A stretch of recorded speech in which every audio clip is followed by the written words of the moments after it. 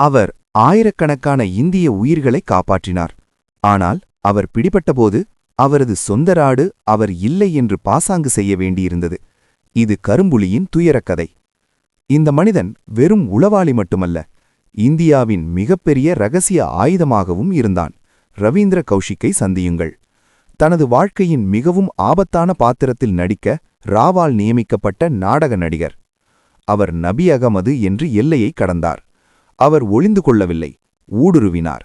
அவர் பாகிஸ்தான் இராணுவத்தில் சேர்ந்து மேஜர் பதவிக்கு உயர்ந்தார். பல வருடங்களாக அவர் ரகசியங்களை இந்தியாவிற்கு அனுப்பி வைத்தார். இந்திரா காந்தி மிகவும் ஈர்க்கப்பட்டார். அவருக்கு கருப்பு புலி என்ற குறியீட்டு பெயரை கொடுத்தார். ஆனால் 1983ஆம் ஆண்டு ஒரு துரோகம் அவரது மறைப்பை பறித்தது. அவர் 18 ஆண்டுகள் இருண்ட அறையில் சித்திரவதை செய்யப்பட்டார். ஆனால் ஒருபோதும் தனது மௌனத்தை கலைக்கவில்லை. அவர் காப்பாற்றிய நாட்டால் கைவிடப்பட்ட ஒரு வெளிநாட்டு சிறையில் இறந்தார். நிஜ வாழ்க்கை புலி ரவீந்திர கௌஷிக். இந்த மாவீரனின் தியாகம் உங்களை நெகிழ வைத்ததா? கீழே உங்கள் மனதில் தோன்றிய முதல் வார்த்தையை கமெண்டில் பதிவிடுங்கள்.